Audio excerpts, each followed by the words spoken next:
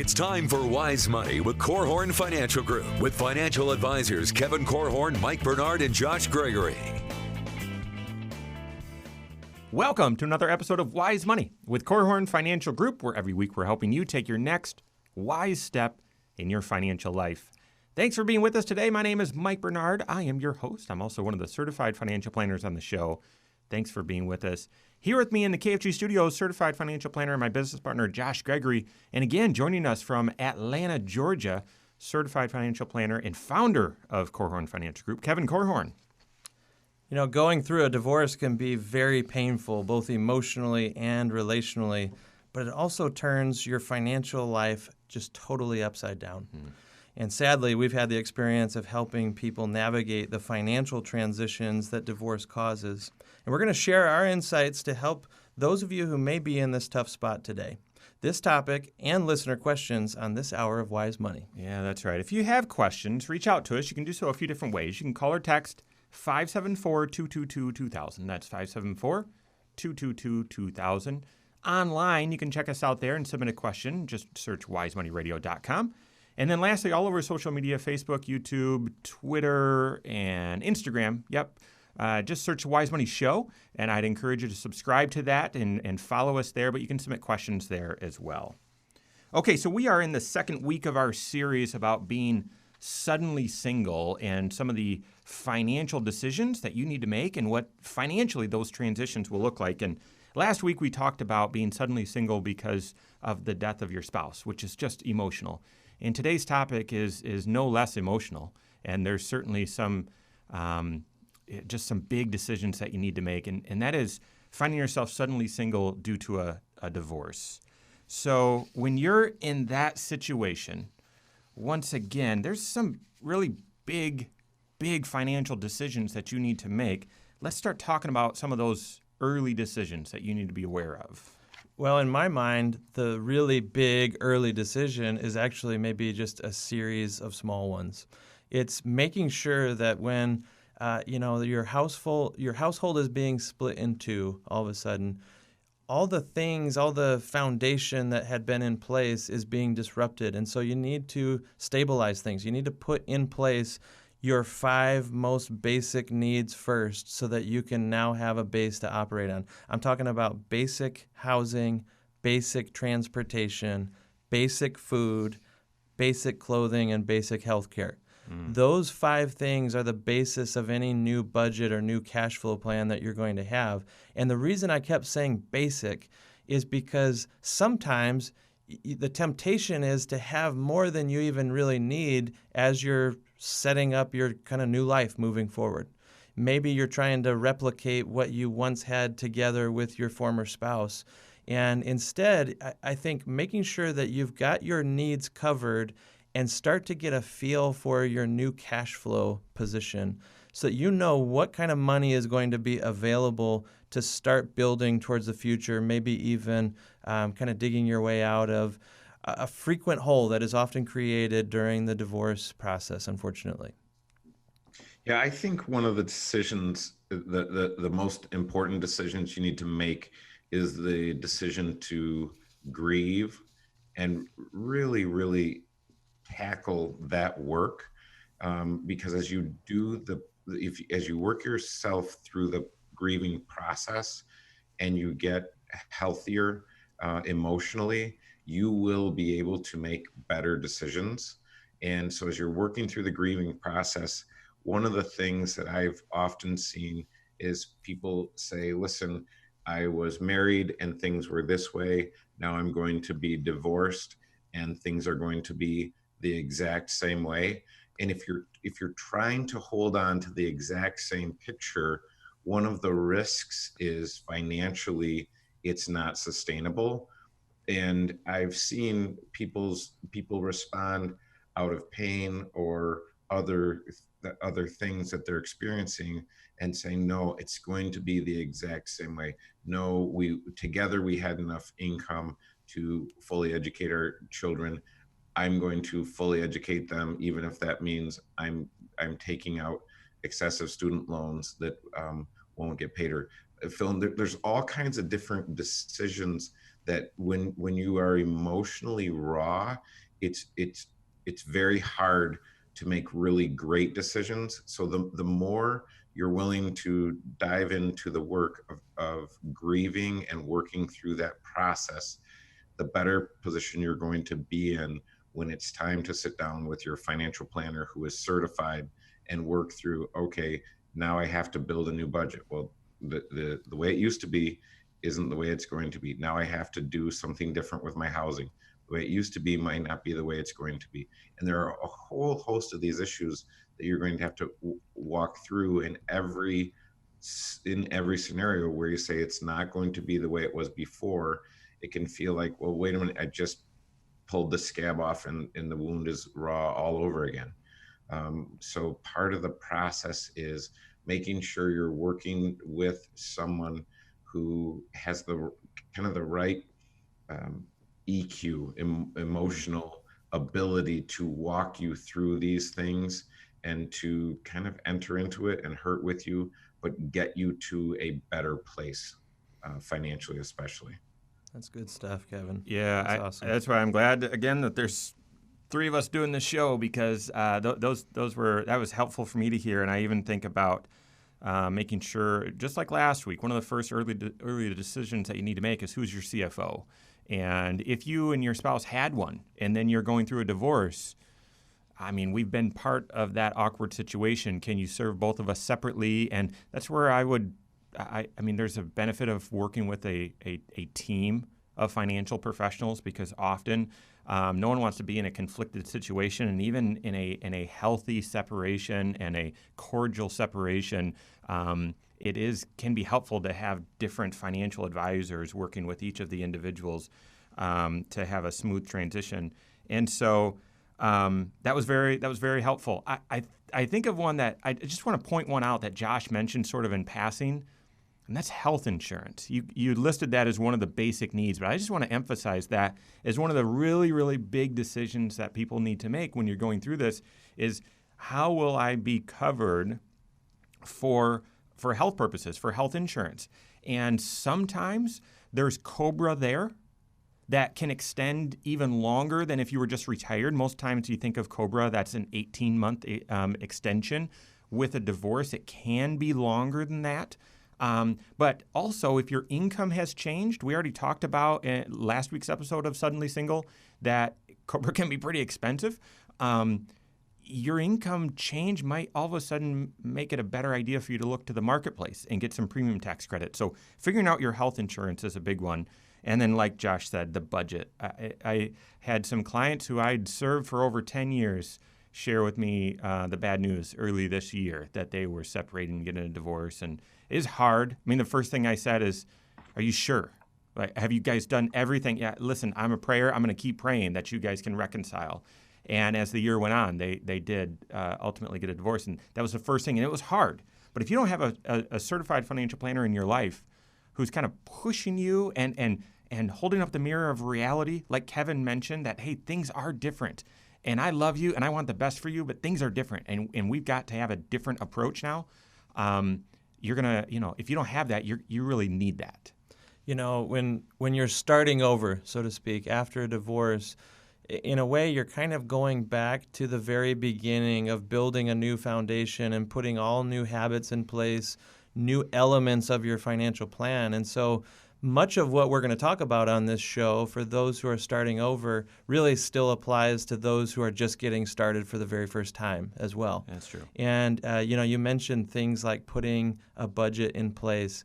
A budget is one of those financial disciplines that provides a foundation for all the other areas of your financial life. You're not going to achieve great things for your future if you haven't found a way to create available cash flow. Yeah. There needs to be margin in your life, and that's true whether you are starting over after divorce or just beginning, at the very start of your career, for example. The obvious one here, the decision that needs to be made, and we'll pick up more on this one, is, of course, assets would need to be split. And you need to look at that, hopefully with an attorney. And again, hopefully, if you're in this tough situation, you've done everything you can to restore. But if not, then it's an amicable situation, and you guys can discuss the asset splitting. So that, and then And then what areas of your financial life are most impacted? I want to tell you about Ron, a situation that he went through recently and how the certain areas of his financial life were impacted. So that and more coming up here on Wise Money with Korhorn Financial Group. All right. Yeah, I think I would want to add to that, because if someone sees the title of this and tunes in on YouTube or whatever, I think we would want to say, if you are in the middle of this process or you are anticipating going through this process, one thing that you need to do right now is start tracking your expenses, and then anticipate how those expenses are going to be impacted. So, I mean, you need to get to work right now. And a lot of times there's so much pain that people feel like, I can't do the work. So if you need someone to carry you, get carried. Mm-hmm. But don't leave it undone. Don't leave this work undone, because if you are waiting until the attorneys enrich themselves to a certain point, and then everything gets settled, and you haven't done the work, it's just going to be much harder, and that's where there's this. I've never been divorced, but a friend of mine he talked to me, and he's like, look, it's like the fabric of your soul rips when this happens. Wow. And so when you think about, so I haven't experienced that, but when you're thinking about that, it's easy. So there's this awful grievance against your soul. And then you say, well, the only thing that could make it worse is if you weren't in a position of strength to operate and keep yourself. I hope that was just the computer, Kevin. Kevin, are we you there? have proof of life here. Are you still there? Okay, I'm here. So my Surface took a dive. Oh my. Okay, because that's how we roll. Okay. It's fabulous. So, See, right there. That's why you have to watch the show on YouTube. That's right. We've never had that blooper happen on the show before. Okay, so I'm not sure. So, is there a chance of that happening again? So, no chance. Okay, No chance. if they're like if the odds are like a 70-30, then let's go with a different angle or something. Listen, that's why you're a horrible investor, because you just take what just happened and you project it forward. That's right. It's going to happen again. It's going to keep happening. I hope it happens when we're live then. Yep. So You can eat your words. Bless me. all right. So I want to move us on. So Kevin, what you were sharing, was that in reference to budget? I feel like we've kind of really communicated that you got to have a budget done. You got to get that budget work happening. It's a reference to everything. Okay. That those words of nearly perfect wisdom. Well, YouTube, that's great. That's great bonus content on YouTube. Yeah. There you go. Listen in. Subscribe. Hit right. the like button. Share it. There you go. Leave your comment below. All right. We're going to start budgeting for a new Surface too there, Kevin? Hey, Mike. As the host, why don't you just tell us where we're going so we can keep on rolling? It's right there on that sheet of paper in front of you. We're going to pick up with asset splitting and then kind of go into the areas of your financial life that are most impacted. So let's start there. All right, you ready?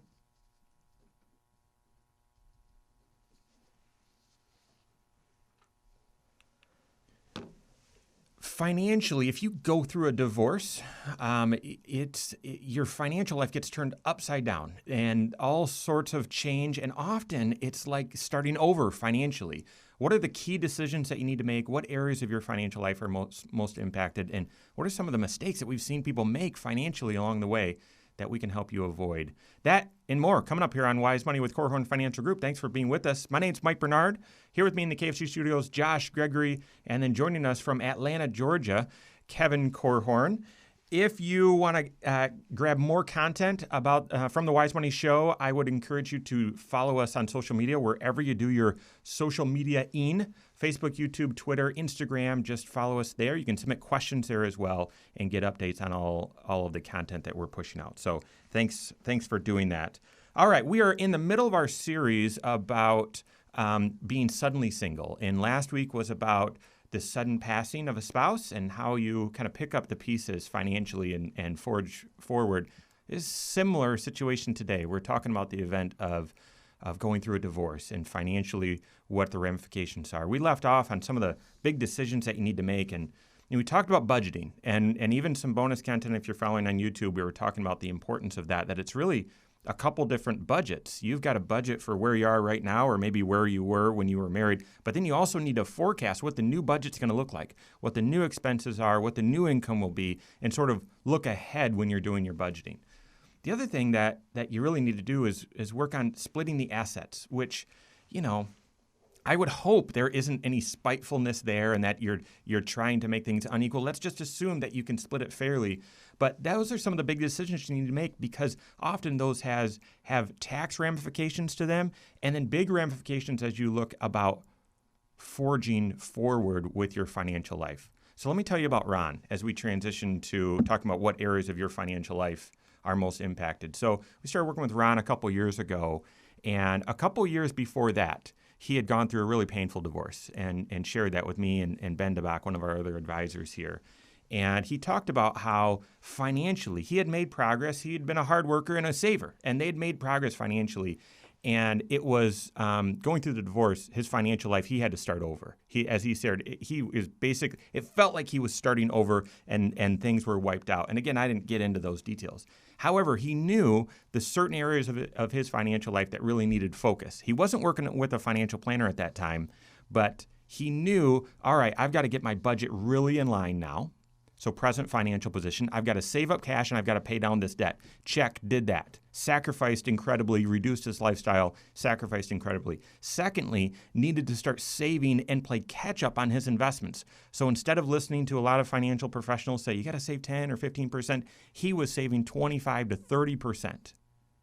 And then went and started looking at his retirement plan, and that's when we came into the picture. Okay, is it possible? I thought I'd be able to retire at 62, but now everything's changed. Now what's possible? And really, those are sort of the three main areas that I tell you need to consider when you're going through this. Present financial position is one of them, and retirement planning is another big one. What other areas in your financial life really come into focus at this point? Well, we mentioned in the last segment that maybe your employee benefits or your health insurance in particular was covered by that former spouse through their employer. And if you are not working yourself, that may be a major consideration as you decide whether or not to go back to work. And if so, what kind of employer would make the most financial sense for you, not just professional satisfaction, that kind of thing. So making sure you get your bases covered, I think is really important, and that is not operating without this type of health insurance. I also think it's really important that as you're going through the divorce process and a divorce decree is being crafted, recognize what your tax picture is going to look like on the other side as well. We've known of many people in the past who they would bounce back and forth between claiming a dependent child, for example, on the tax return. I'll take Johnny or Susie on the odd years, and you'll take them on the even years. Rules are changing, and one of the differences these days is that it's actually based more on who has custodial care. Where is that child living for the majority of the year? And so that can have significant impact on your tax picture. Just having the child land on your tax return or not on your tax return could potentially mean a $2,000 tax credit that goes away, potentially. Yeah, and I look at this when I think about it, I create a T-chart and I'd say, what are the short-term issues and what are the long-term issues? And some of these are both, but I mean, a short-term issue, if you've got kids in college right now or heading to college, is what does the education plan look like? How is that going to change? What's going to happen with the FAFSA, and what are the other issues that I have to deal with as it relates to college planning and the provision of resources for that? Mm-hmm.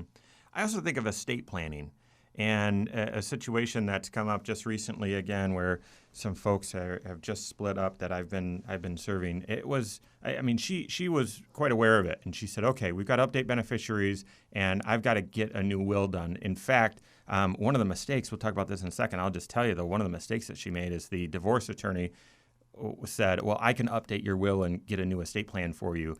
And that was a mistake. This attorney was a divorce attorney and very, very specialized in that. But then when it came time to do the will, and I don't, your financial advisor is not an attorney, doesn't provide legal opinion. She shared it with me and said, "Hey, does this look right?" And I said, "I can't tell you if it looks right or not, but these are the 7 questions you need to go back and ask."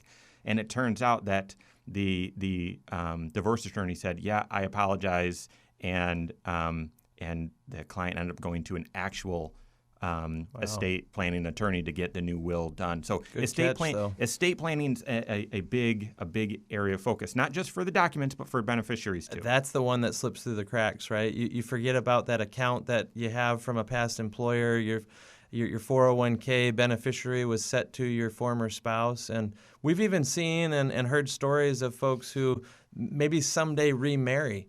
And the tragic story is when after remarrying, they pass away, and that's when you discover whether the beneficiaries were set up correctly or not. Mm-hmm. It's possible that money ends up going to that former spouse as opposed to the current spouse, or even the children maybe that are left behind. So don't lose sight of the beneficiaries that you set. Often it has more power to drive the execution of your game plan more than even the will does. Kevin has said in the past, it's absolutely true, that when things are either difficult or confusing, we just tend to shy away and we don't do anything about it. When you have a blended family, trying to iron out your estate plan and where you'd want money to go, this sounds impossible and terrible. Who would choose to do that?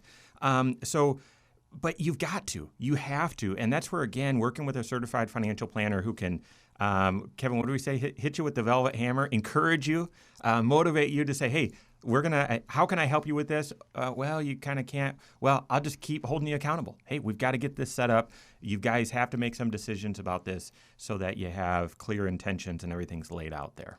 You know, earlier you mentioned the process of splitting assets, Mike, and obviously this is what the divorce decree ultimately declares, is who gets what after the relationship has ended. Often that involves or it forces you to make some new investment decisions as well.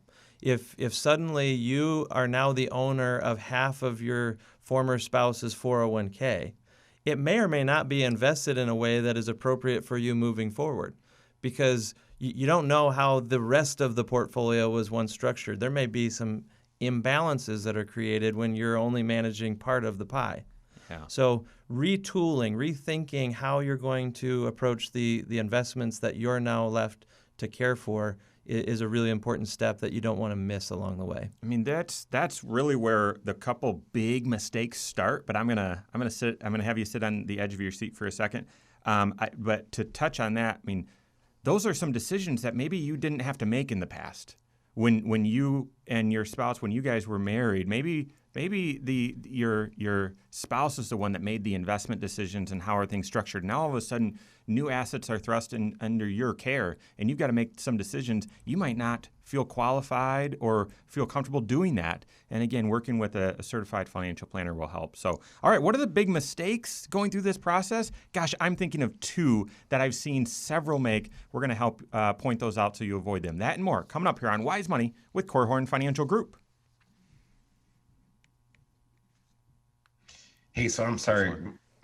As I was talking, something popped up on my screen. Lindsay, did you catch it? Yeah. I switched the camera angle Yeah. as fast as I could to then exit out of it, but yeah. Did it show up for a second, Lindsay? Yeah, Oh, bummer. Okay. I think it's okay. Yeah, and she was on it as soon as she saw it, and there's a little delay, but as soon as she saw it, Yeah. she switched So angles. If it sounded like I was having a difficult time talking, No, you just sounded like me today. So talking and reading. Okay, so Mike, I think you have to address whether you address it on the air or just for bonus content here. So you're serving this couple for 10 years, they get a divorce. Yeah. Who gets to keep the financial advisor? Well, let's hit that over YouTube here. So because we work at KFG as a team, we have, what is it now? 12? How many CFPs are on the team? 11 or 12. 11 or 12. Apparently, some of the geeks in the office have crunched the numbers, and within 12 months, we'll have 1% of all CFPs in Indiana working at Korhorn Financial Group. Wow. So, yeah. You serious? I'm serious. 1% of all CFPs in Indiana will work at Korhorn Financial Group. So that answers the question. So The here's question is, who's bad? So here's the situation. The wife is, I serve other folks in her family and so on, and so I worked with both of them and said, listen, it's hard. Korhorn Financial Group will continue to serve you both, and we'll continue to do financial planning. And because your tax planning is more important now, your retirement planning is more important. There was a pension already involved as well. All of this is more important, so you still need comprehensive financial planning. And I think it's best for the husband to work with one of our other CFPs, Matt Hoke, and I will continue to work with the woman, and that's how. And it's worked great. And I've even popped into the meetings between Matt and the husband, and I mean, it was all clearly communicated up front, and they knew they needed comprehensive financial planning, and they were happy that we could continue to serve them as a team. Yeah, I mean, there is a huge conflict. It's almost like saying I can represent the business owner and the person who's buying the business from the business owner. I can't. Because a good deal for each of those parties is totally different. A good deal isn't the same thing for both parties. And I'm just of the belief, and you might be listening right now and having gone through this, and it was hard. I'm just of the belief that, number one, I believe in redemption. So if you think all hope is lost, I would encourage you to think again and work again. But if you do get to the point where you have to separate, I do believe that there is an amicable path forward. And so it doesn't need to be grabby. It doesn't need to be, well, I've got to take this away from you because I have to win and therefore you have to lose. And I don't know. I've never been through that, and so I don't have those emotions yet. But I've certainly seen those, and I've seen it many times where it could be navigated, and those emotions weren't there. And I don't want to villainize a group or anything like that, because certainly this isn't true of every divorce attorney out there. But even if two spouses are trying to separate as smoothly and as fairly as possible, it often only takes one attorney who they pride themselves on fighting for their client and getting just a little bit better deal for their client, and suddenly it becomes this tug of war and mistrust, and a lot more than just feelings can get hurt in that type of situation. So Yeah, if there is even one party that feels like they have to win, I can tell you who's going to win, and that will be the attorneys. The attorney. Hands down. I've seen it. I've seen a situation where my client had legal bills of about $500,000, and so you think, well, that's not even possible. But in this case, unfortunately, the other spouse had lawyered up and wanted to win, and so my client got an attorney. And it actually was kind of amazing because at every turn, my client and their attorney won. So I think there were 7 different situations in court. They won at every turn, but every one of those situations it just piled on to the expense. We're heading into, it's probably some of our best bonus content on YouTube that we've had. We're heading into mistakes, and I think, Kevin, if I don't mention it, I'd have you mention it, or Josh mention that, seeking to win. We've often found being a mistake. Now, we're not saying seeking to win means you need to try to lose, but fighting for win-win. Mm-hmm. Yeah. Okay. Well, let's dive in. We're going to start with start of the third segment, but we're basically on. if you're always watching on YouTube, you heard me say this last time. We're starting the third segment, but starting the second segment in the outline.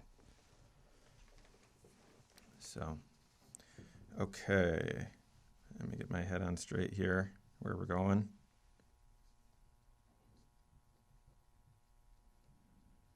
All right, you guys ready?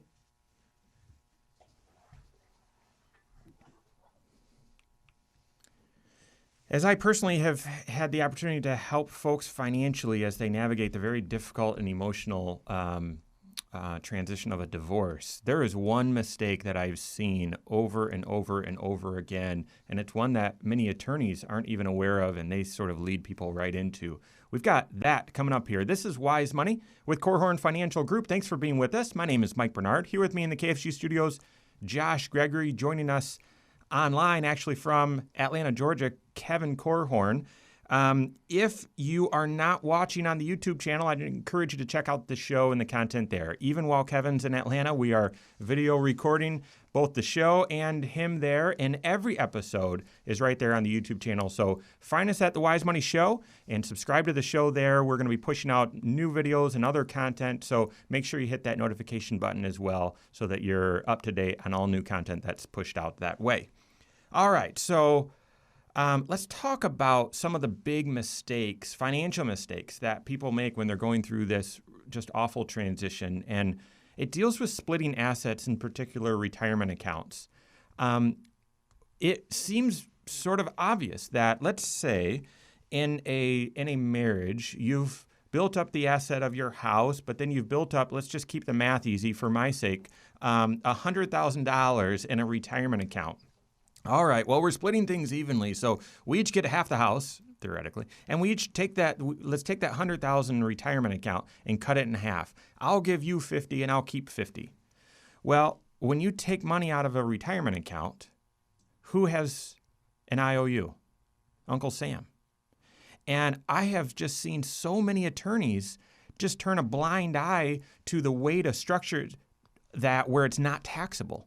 And they just say, well, so-and-so, you've got to take this money out of your IRA or out of your 401k and give it to the other person. And all of a sudden, they are clobbered with taxes. In fact, I even heard one attorney then draw up, all right, so here's the plan for how you guys are going to pay the taxes. Here's how we're going to make that even. No, there is a way for you to structure that so it's not a taxable event. You're exactly right. One of the other similar mistakes that I see people getting into quite often is just getting behind on taxes in general. I mean, it is just flat out expensive to go through the divorce process. There are legal fees at every turn, and no matter how quick and fast it goes, there's still expenses. And sometimes what gets pushed to the back burner are maybe quarterly estimates or not staying on top of your tax picture.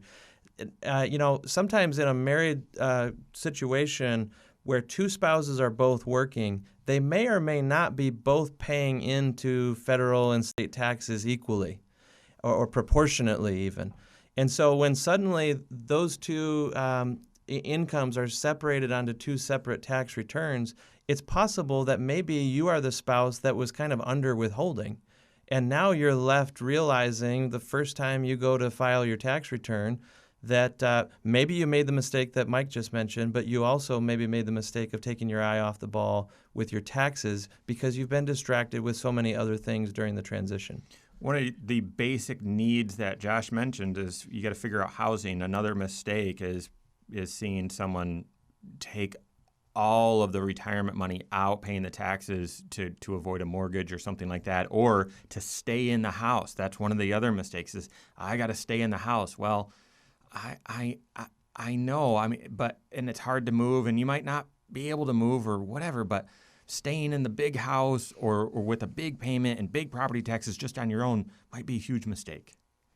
Yeah, when a retirement plan is split, it's called a qualified domestic relations order, and that's the way to split. So in this case, if the wife has that retirement plan with $100,000 in it, and the assets are going to be split 50-50.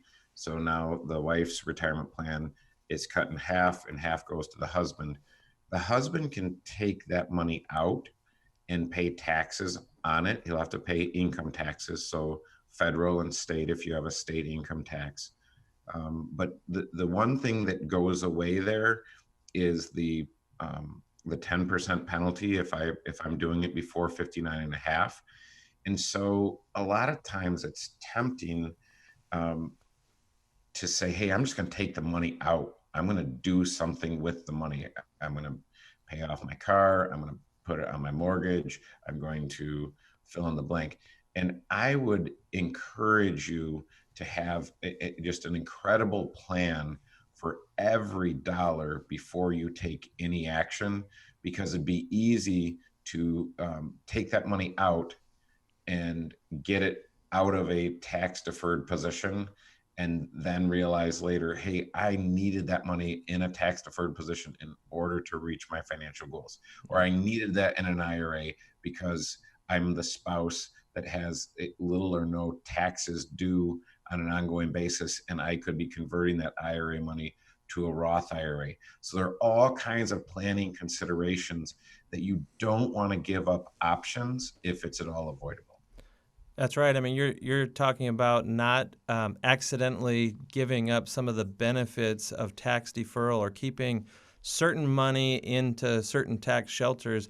I'd also just remind folks that you have to be careful to not start earmarking money that really should be for a long-term goal like retirement for short-term needs or maybe wants.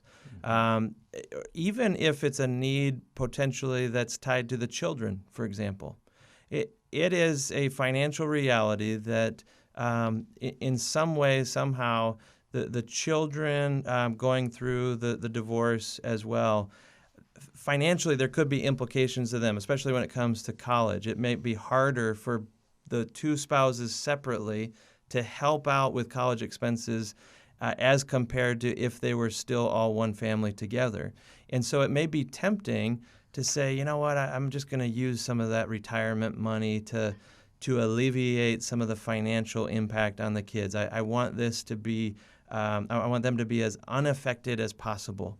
And what you may be doing, unfortunately, is bankrupting your own future because you want to make sure that the kids are taken care of. That is the right heart. Yeah. It's the right approach. And certainly it's one of the unfortunate realities of a divorce situation that sometimes the kids are impacted. But You need to provide the best benefit possible, the best life for them possible, without making major financial mistakes for your own long term as well. We don't have time to go into it right now. We had a great lengthy discussion about a huge mistake during the break that you can check on YouTube. But it's about fighting for a win and trying to force someone else to lose. Because if you're not fighting for win-win, there's only one person that's going to win, and that's likely the attorney. No offense to all you attorneys listening. All right, so if you have never gone through this transition and you're listening right now thinking, I'll never go through that transition, what advice do we have for you then? And I would tell you, invest in your marriage. Let me give you an example where this is hard for me. You might have found this out.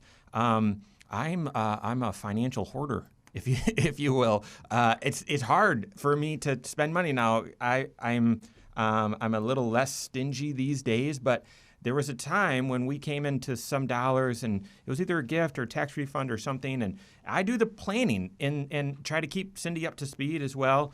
But I do the planning, and one of the things I was laying out what we were going to do with this money, and I had it all laid out, and we were watching TV, and I just kind of updated Cindy, and that's one of the things that I do to just keep her informed, even though I do the number crunching, and said, all right, this money, we've got it set aside in the savings. And she just gently, but had the courage to say, we haven't been on a vacation in a while. Do you think we could put some of that money in the vacation fund? And she was right. Squeaky. Did she say squeaky? She was right. Now there are times when you might think that, and actually it does need to be saved. But we talked about the goals and in our situation, and she was right. So that was a way. It was hard. It was a way for me to invest in our marriage to have memories like that. That's exactly the right answer. I mean, it is one of the most important relationships in your entire life, and unfortunately, this whole life is geared towards chipping away and tearing at that fabric. So if you're not constantly trying to do the repair work and the preventative work, then the slow deterioration is an ultimate risk for all of us. All right, we're going to put the wraps on this suddenly single moment, and we've got a great question from Rebecca. That and more coming up here on Wise Money with Korhorn Financial Group. Hey, with Rebecca's question, when she says all my investment accounts with one company, is that one company like Fidelity, or is that one company like Korhorn Financial Group? Nope, like Fidelity. Okay. But I mean, you could apply it there as well. That's another great point. Yeah. Well, I mean, we certainly had that question from clients, like, well, should I diversify my advice? Yeah. Mm-hmm. That's where I had assumed that we'd take a full segment on this, and I think we've sort of blocked it out so that we can. I don't know if there are any final comments on the divorce stuff, but if so, let's do that quickly, and I think let's really wrestle this question to the ground. Yeah, I think the idea of consolidating advice and diversifying investments, and there's a difference between diversifying investments and diversifying where your investments are held. But so who's going to put a bow on this and talk to? There's three constituencies: those folks who haven't been divorced, those folks who are either getting ready to or are in the process of getting divorced, and those folks who are divorced. I feel like it would really be good to intentionally hand it maybe to you, Kevin, to do something like that. Okay. Just so the most natural way it seems to pass back and forth between here in the studio and Atlanta is kind of having it teed up and just handing it off and letting you fill us in with what you're thinking. Okay. Yep. That's great.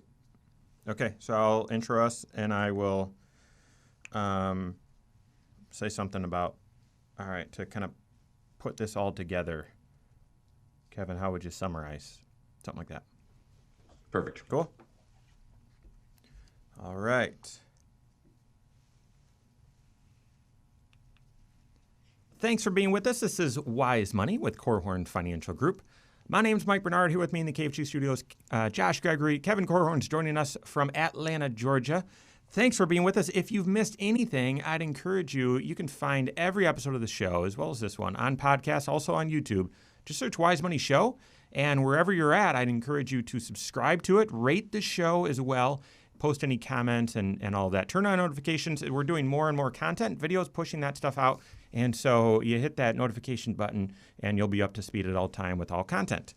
All right, we are putting the wraps here on the second part of our 3-week series on being suddenly single and the financial planning ramifications that follow and how you pick up the pieces and move forward. And before we transition into a great question from Rebecca, Kevin, how would you summarize what we've talked about today about being suddenly single due to a divorce?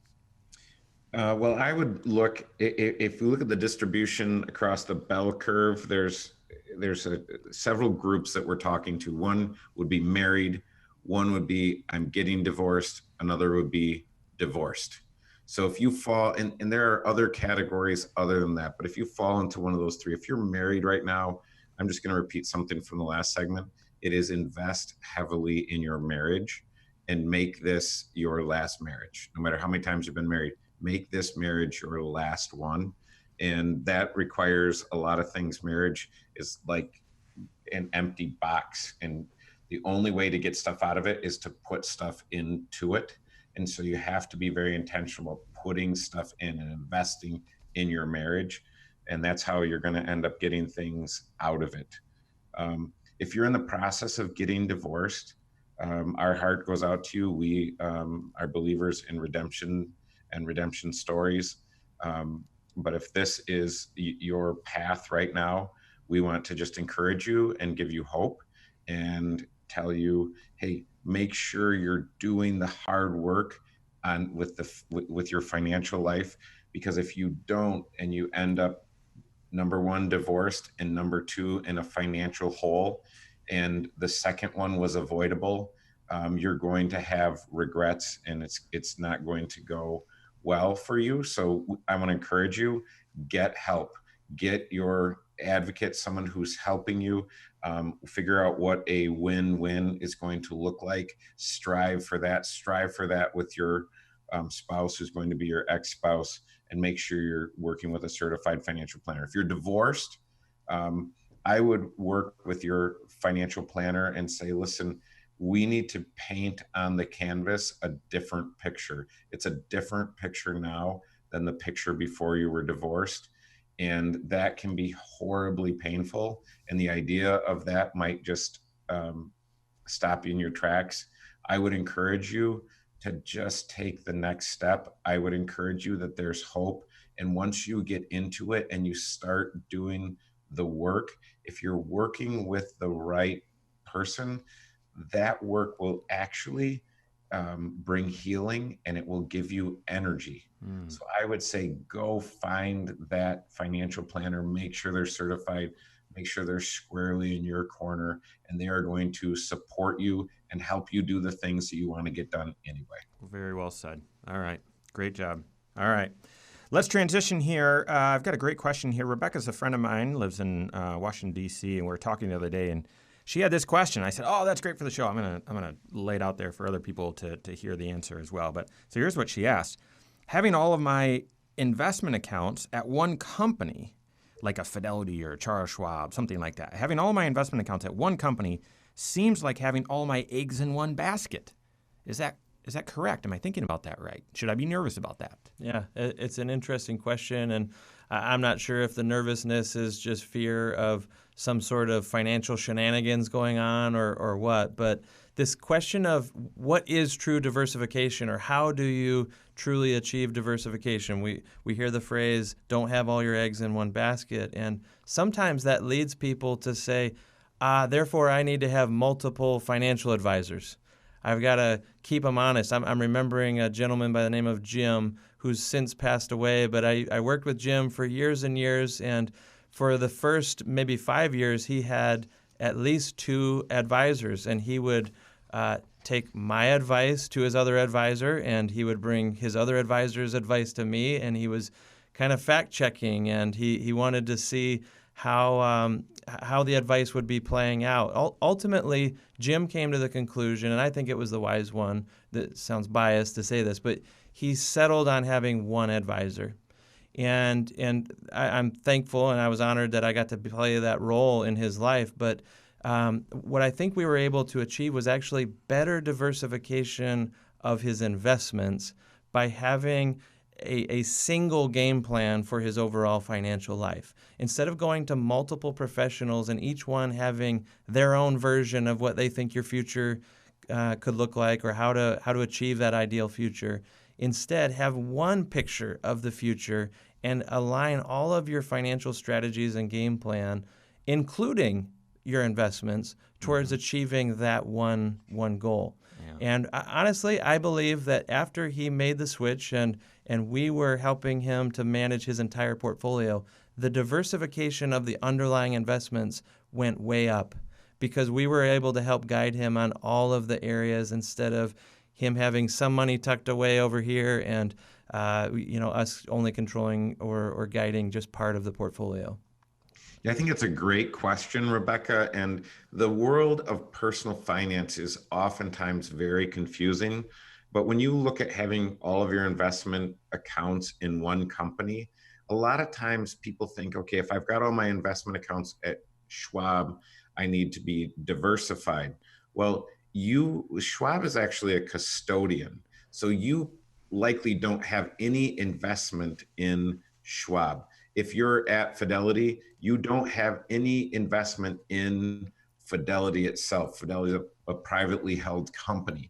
Now, you might have some Fidelity funds, but when you look at diversification, there's a consolidation diversification. I would want to consolidate my financial advice. I would want to diversify my investments. And by diversifying my investments, that can be at a single custodian. And quite often, that is going to serve you best to have all of your investments at one custodian, but diversified at that custodian. Because if you have your money custodied at Fidelity, you don't have an investment in Fidelity. That's just the basket that holds your investments. That's right. And so I think part of this is, well, then what do these financial nerds mean by diversification? And diversification is really having your investments invested in different areas. So I would say asset classes. So U.S. stocks, even large U.S. stocks versus mid-U.S. stocks, mid-cap or small-cap U.S. stocks, international, real estate, short-term bonds, intermediate bonds, inflation-protected bonds. That's the diversification that's important because the reason why we care about that is not all of those baskets tend to move in the same direction at the same time. That's what we want. That lack of correlation or less correlation where they all move in the same direction at the same time, that's what we're striving towards.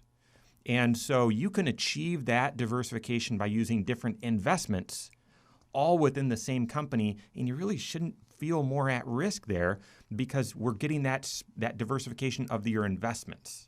So you're exactly right, and we've mentioned a couple names today: Schwab or Fidelity. They're TD Ameritrade. You hear these names maybe on the TV, and Kevin described them as a custodian. Their sole job is just to hold your resources for you and give a platform or a tool for you and your financial advisor to be able to make investment decisions within the account. They are there to help keep the money safe. There are so many rules in place to protect you from theft. There are a lot of watchdogs looking over these custodians as well. And that's important. That's what went wrong with the Bernie Madoff story so many years ago. People were sending their money to him, to his company, as opposed to an investment middleman whose sole job is to watch and protect. That's right. All right. Thanks for the question, Rebecca. All right. That is all the time we have for today. Thanks for listening. And hopefully this show was helpful. On behalf of Josh Gregory, Kevin Korhorn, myself, and really all of us at Korhorn Financial Group, have a great weekend. We'll see you next Saturday for Wise Money with Korhorn Financial Group. Securities offered through Silver Oak Securities, member FINRA/SIPC. Advisory services offered through KFG Wealth Management LLC. Doing business as Korhorn Financial Group. KFG Wealth Management LLC and Silver Oak Securities Incorporated companies are unaffiliated.